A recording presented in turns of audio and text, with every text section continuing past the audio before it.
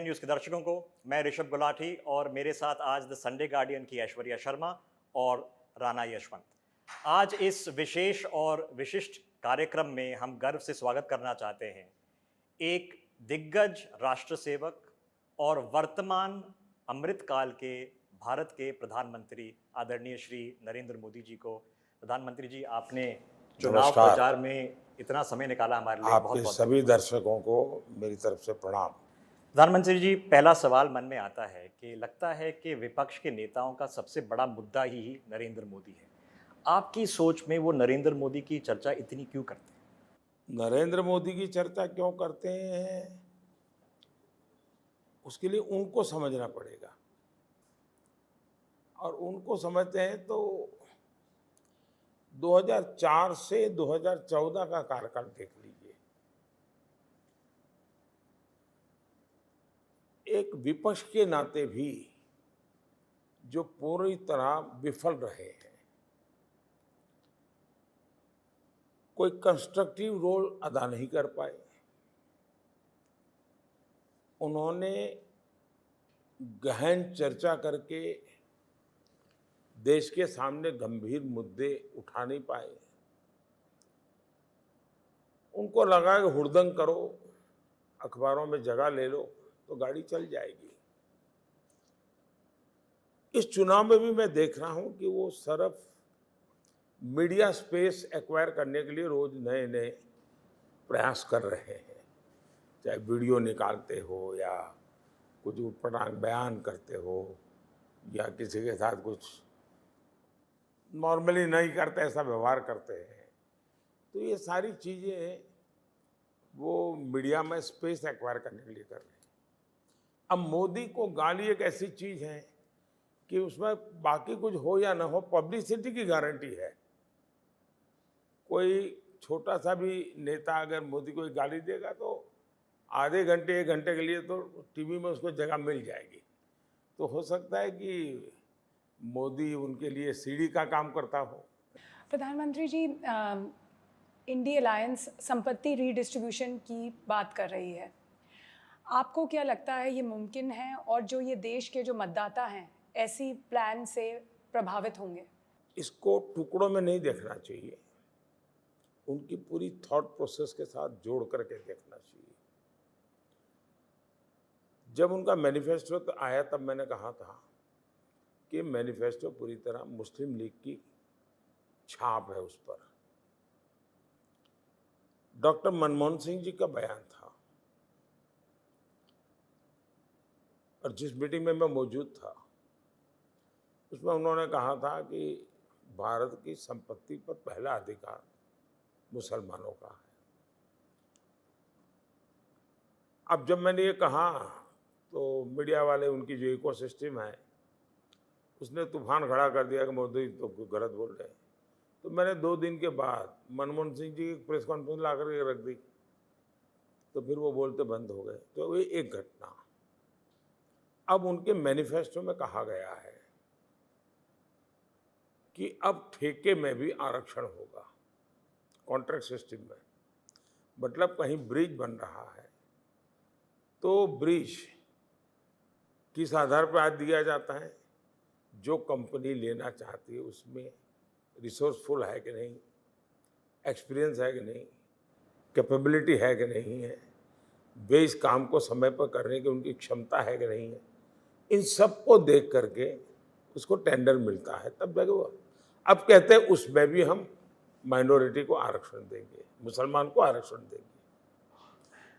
ये सारी घटनाओं को एक साथ जोड़ करके देखें तो जब ये कहते हैं कि हम इनहेरिटेंस टैक्स लगाएंगे, मतलब जो भी संपत्ति लेगी तो संपत्ति पर अधिकार किसका होगा? जो मनमोहन सिंह जी कहा था उनका होगा।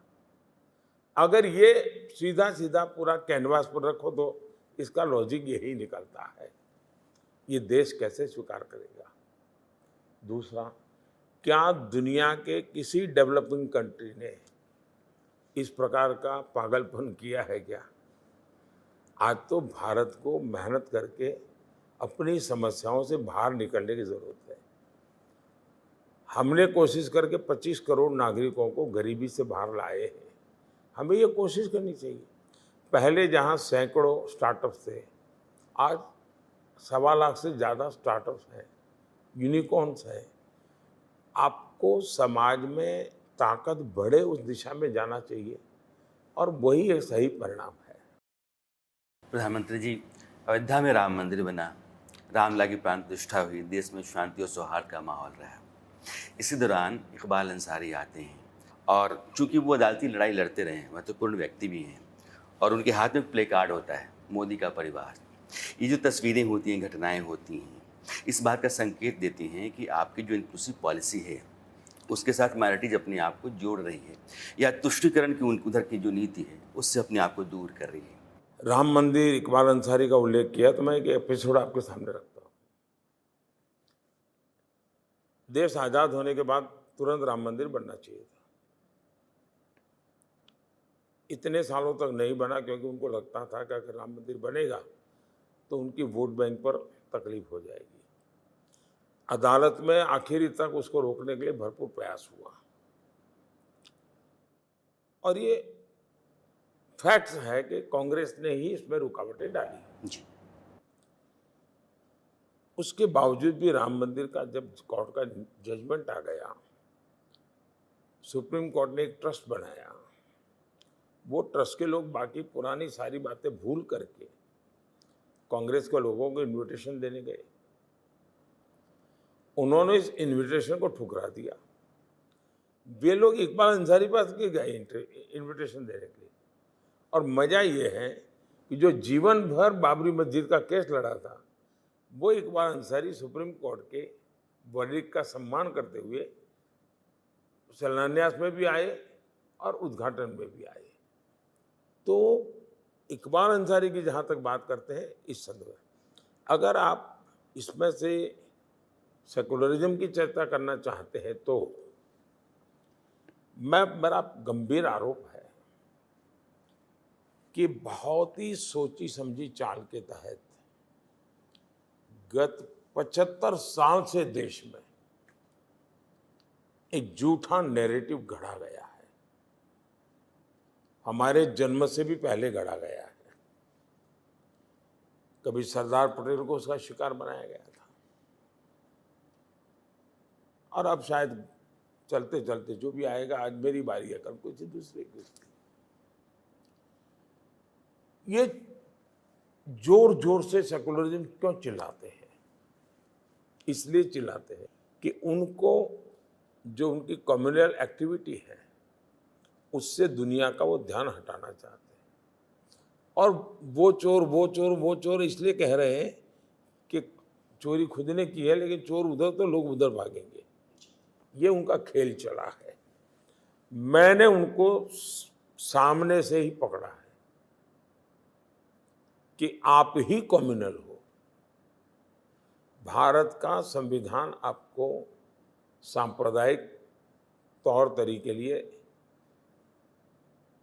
अनुमति नहीं देता है। और मैंने ऐसे सैकड़ों उदाहरण निकाले हैं। और जैसा मैंने अभी थोड़ी देर पहले कहा कि उन्होंने मुसलमानों को संपत्ति का कहा था, तो मैं उनको पूरी तरह एक्सपोज कर रहा हूं।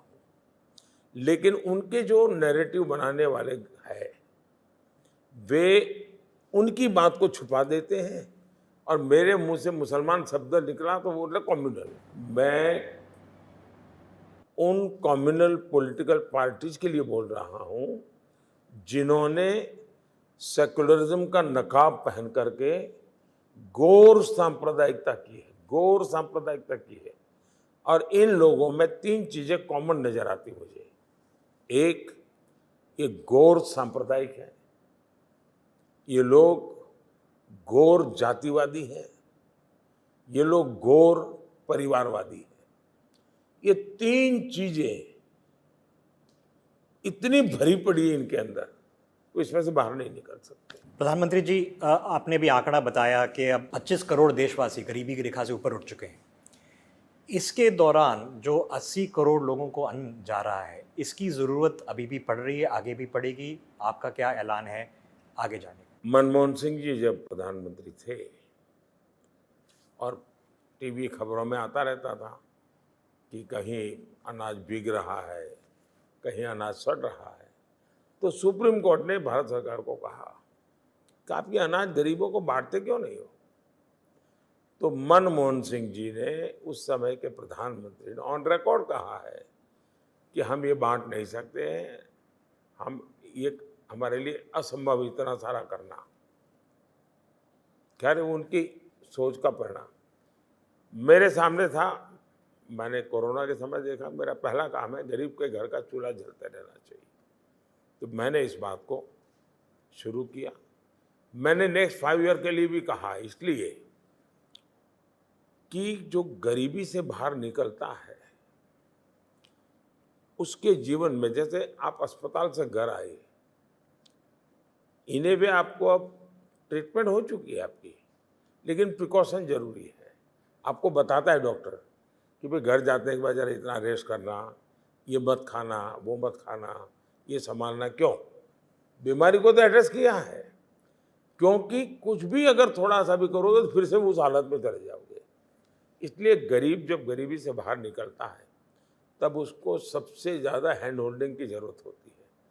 किसी भी हालत में वो वापस नहीं जाना चाहिए, एक बार बाहर आ जाए, मजबूती के साथ खड़ा रहे।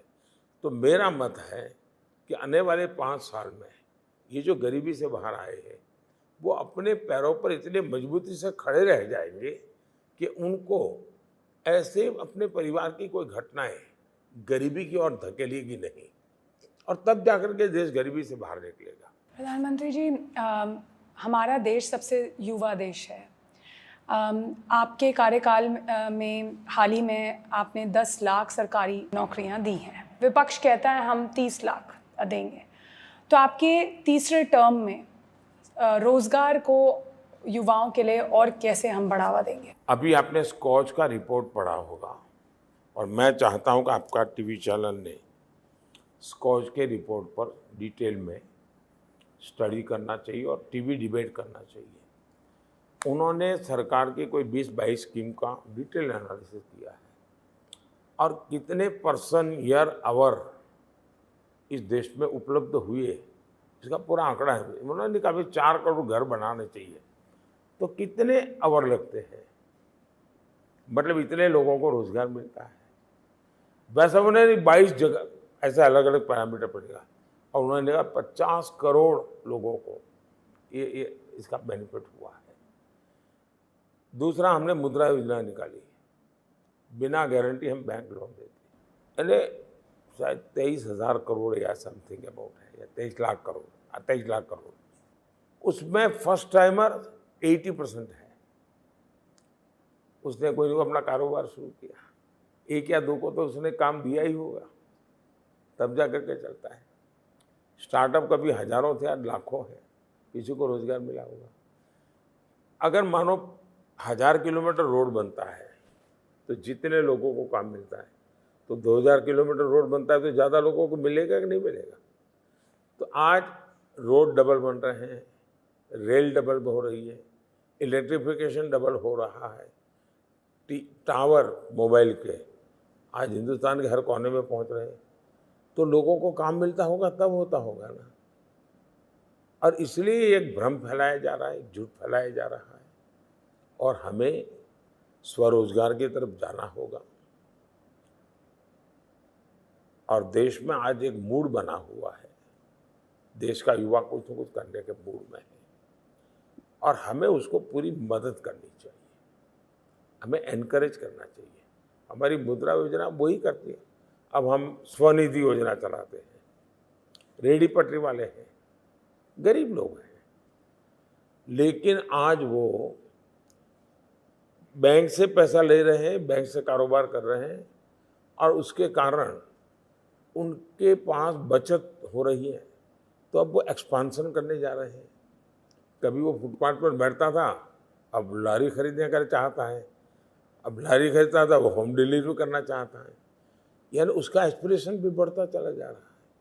और इसलिए मैं मानता हूँ कि सरकार में जितना अवकाश है वो तो है ही है, वो तो मिलेगा लाभ, लेकिन इसके अलावा भी बहुत क्षेत्रों पर बल देना चाहिए। प्रधानमंत्री जी, आपकी सरकार सबका साथ सबका विकास के सिद्धांत पर चलती है। सरकार की कल्याणकारी योजनाओं का फायदा हर लाभार्थी को बिना किसी भेदभाव के मिलता है, चाहे वो किसी भी जाति, धर्म, पंथ, संप्रदाय का हो। लेकिन आपका विपक्ष कहता है कि मुसलमानों को सरकार की कल्याणकारी योजनाओं का उतना फायदा नहीं मिलता है जितना मिलना चाहिए। आप पहले व्यक्ति हो जिससे मैं ये सुन रहा हूँ। मेरी सरकार की विशेषता है, उसको आज तक किसी ने ये आरोप नहीं लगाया है कि किसी स्कीम में भेदभाव हो रहा है। विपक्ष कहता है आपका। विपक्ष ने भी नहीं लगाया। मैं बताता हूँ, आप पहले इंसान हैं जिसके मुझसे मैं सुन रहा हूँ। मैंने अब तक किसी से ये नहीं सुना है, क्योंकि सबको पता है कि मेरे यहाँ, और मुसलमान खुद कहते हैं कि भाई हमें तो सारे लाभ मिल रहे हैं सब मेरे। इसका कारण है मेरे दो सिद्धांत हैं। एक 100% सैचुरेशन। अगर मान लीजिए गरीब को घर देना है तो भाई टुकड़ों में मत करो, 100% सोचो। जब 100% होता है तो फिर भेदभाव कहाँ आता है भाई। मुझे गैस कनेक्शन देना है तो मैं कहता हूँ 100%। शौचालय बनाना है 100%। नल से जल देना है 100%। हाँ, किसी को जनवरी में मिलेगा, किसी को अप्रैल में मिलेगा, किसी को नवंबर में मिलेगा, लेकिन योजना सबके लिए होगी 100%। और मैं मानता हूँ सेकुलरिज्म सच्चा इसी में है कि आप 100% करते हैं। सामाजिक न्याय सच्चा इसमें है कि आप 100% करते हैं। तो मेरे तो मिशन ही 100% का है, सैचुरेशन का है। तो ये आरोप वैसे किसी ने किया नहीं, कोई किसी में हिम्मत नहीं है। मैं गुजरात में भी रह कर के आया हूँ, इस विषय में मुझ पर कोई आरोप नहीं लगा सकता। प्रधानमंत्री जी, आपने हमारे लिए समय निकाला और आपने मन की बात रखी, उसके लिए बहुत बहुत धन्यवाद। और आगे चुनाव के लिए बहुत बहुत धन्यवाद। Best of luck. मैं इतनी दौड़ धूप के बीच में भी मुझे नहीं सर, लगा आप कि लगातार भागते रहते हैं। अब ये तो आपके वश की बात है कि सुबह से लेकर रात तक हम लोग देखते रहते हैं। आज आपकी रैली सुबह 8 बजे हुई है, इतनी शानदार। सुबह आज मैं गया 6 बजे जगन्नाथपुरी दर्शन करने के लिए। सर, ये वहाँ जो से रोड घूमता शोज घूमता होते मैं हैं, आया हूँ। तिरुवनंतपुरम में हो, काशी में हो, पुरी में हो, ये जो जन सैलाब होता है, ये दीवानगी की हद से आगे जा करके आपको पसंद करता है। आप देखते तो होंगे तस्वीरें, तो अंदर अनुभव भी करते होंगे। ऐसा है कि मैं अनुभव ये करता हूँ कि मेरी जिम्मेवारी बढ़ रही है। और दूसरा मैं देख रहा हूँ कि चुनाव की ओनरशिप जनता जनार्दन ने ले ली है। हम पॉलिटिकल पार्टियां चुनाव नहीं लड़ रहे हैं, जनता ने ओनरशिप ले ली है इस चुनाव की, और नतीजे भी जनता की इच्छा से ही आने वाले हैं। थैंक यू भैया, बहुत बहुत धन्यवाद। बहुत बहुत धन्यवाद।